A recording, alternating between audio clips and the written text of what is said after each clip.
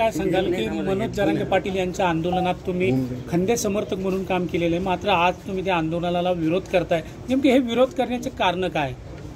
11 महिने झालेत आंदोलन चालू आहे, त्याच्यात 9 महिने झाले अंतरवालीमध्ये आंदोलन चालू आहे।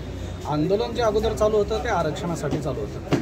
आरक्षणाचा मुद्दा कुठेतरी बाजूला पडत तो राजकारणाकडे गेला, राजकारणाकडून तो आता कुठेतरी जातीयवादाकडे चालला आहे आणि गावागावातला जातीय सलोखा बिघडला। आमचंच गाव त्याच्यासाठी आम्ही पाहिलं आहे की ह्या लोकसभेला कितीही त्रास झाला आणि गावातले लोक आज एकमेकाशी बोलत नाही आहे आणि आरक्षणाचा जो मुद्दा होता तो मागे पडत चालला। तर आम्हाला असं वाटतं कुठंतरी हे थांबायला पाहिजे, कुठंतरी गावातल्या लोकांचं समाजाचं जे हे भान त्यांचं हे भावना समजून घेतल्या पाहिजेत की काय आहे आपला रेटा बरोबर आहे, आपली मागणी बरोबर आहे, पण त्याची कुठंतरी आपण पद्धत वगैरे बदलायला पाहिजे आणि आपल्या याच्यातून बाकीच्यांना त्रास होता कामा नाही, कारण आपल्याला समाजात राहायचं आहे आणि समाजाचा सलोखा बिघडू देता नाही येऊ नये असं मला वाटतं प्रत्येकाने। काल जरांगे पाटील यांनी असाही आरोप केलेला आहे की तुम्हाला देवेंद्र फडणवीस आणि राज्यातल्या 4 मंत्र्यांनी काहीतरी आर्थिक पुरवठा केला आणि त्यानंतर तुम्ही त्यांच्या विरोधात जाऊ लागला।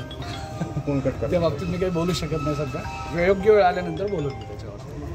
आता तुमचे कसं आहे, आज तुम्ही निवेदन दिले, त्या निवेदनातून नेमक्या तुमची 2 निवेदन तुम्ही या ठिकाणी दिलेली, त्या 2 निवेदनातून तुमची नेमकी काय मागणी होती? नाही, पहिलं निवेदन असं होतं की गावातलं वातावरण बिघडलं, जातीय सलोखा बिघडला आहे, गावातल्या लोकांनी सुरुवातीला सर्व समाजाने त्याला पाठिंबा दिला आहे। आजही रात्रंदिवस ते लोक सेवा करतात, पण कुठंतरी ह्या जातीयवादामुळे ते थोडेसे बाजूला गेलेत, तर हे लोकांमधली नाराजी वाढली, पण ते समोर येऊन स्पष्ट सगळ्यांशी बोलू शकत नाही आणि आम्ही ती हिंमत केली, बरोबरला बरोबर आणि चूकला चूक बोलून दाखवण्याची हिंमत केली की हे कुठेतरी थांबवा, कारण गावागावातलं वातावरण बिघडलंय। कीर्तनाला कोणी जायचं, महाराज कुठला आलाय त्यानुसार कीर्तनाला जाणाऱ्याची संख्या आजकाल तशी दिसायला लागली।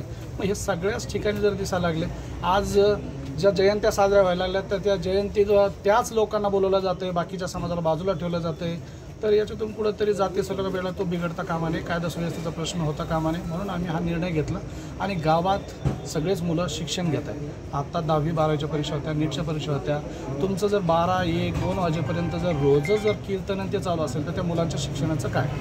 गाव हे शक्यतो शेती हे त्यांचं मुख्य व्यवसाय, शेतकरी हा दिवसभर शेतातलं काम करून घरी येतोय आणि जर त्याला झोप मिळत नसेल, त्याच्या रहदारीवर जर अडचण येत असेल, प्रत्येक ठिकाणी त्याला सगळ्या अडचणी फेस करावं लागत असतील, लहान लहान मुलं आहेत, रोज एवढी वर्दळ, एवढ्या गाड्या, पोलीस बंदोबस्त, याच्यामुळे त्यांच्या मनावर परिणाम होत चालला आहे। दुसरे एक निवेदन तुम्ही दिले, त्या निवेदन तुम्ही काय मागणी केली? ती आमची मराठा आरक्षणाची मागणी आहे, ती प्रखरपणे आम्ही मांडतोय। खरा मुद्दा काय होता की कुणबी नोंदी शोधणं आणि त्यानुसार आरक्षण देणं, तर कुणबी नोंदी तुम्ही शोधतायत का? सरकारने तुमची ती मागणी मान्य केली आहे, तर ती मागणी मान्य केल्यानंतर तुम्ही कुणबी नोंदी शोधण्यासाठी काय प्रयत्न केले तुमच्या लेवलला? तुम्ही शासनाच्या मागे किती लागले? तुम्ही शिंदे समितीला नुसती मुदत मागता, त्याच्यामध्ये तुमच्या मराठवाड्यातले तज्ज्ञ लोक आहेत का? आरक्षणाचा मुद्दा कोणाचा होता? मराठवाड्यांचा आणि गरजवंताचा। गरजवंत कोण आहे? मराठवाडा आहे। मग मराठवाड्याचा तुम्ही पहिला विचार करायचा। सगळ्या पश्चिम महाराष्ट्रातल्या इतरातल्या समन्वयकांनी सांगितलं होतं की तुम्ही आधी घ्या, नंतर आमचा विचार करा, तर तो जर त्यावेळेस आरक्षण आज मिळालं असतं तर आपल्याला हा प्रश्न 50%च्या वरती सुटला असतं, तर ते करावं। सगळ्यात महत्त्वाचं, आरक्षणाने नुसता प्रश्न सुटणार नाही, आरक्षणाच्या सोबत काय पाहिजे तर शिक्षणामध्ये सुविधा, शिक्षण मोफत व्हायला पाहिजे। नंतर जे क्लासेस आहेत ते महागड आहेत, त्या क्लासेसमध्ये मराठा मुलांना, सगळ्या समाजाच्या मुलांना 25% जागा आरक्षित करा, जसं तुम्ही खाजगी शाळांमध्ये करतायत त्यानुसार क्लासेसमध्ये पण करा।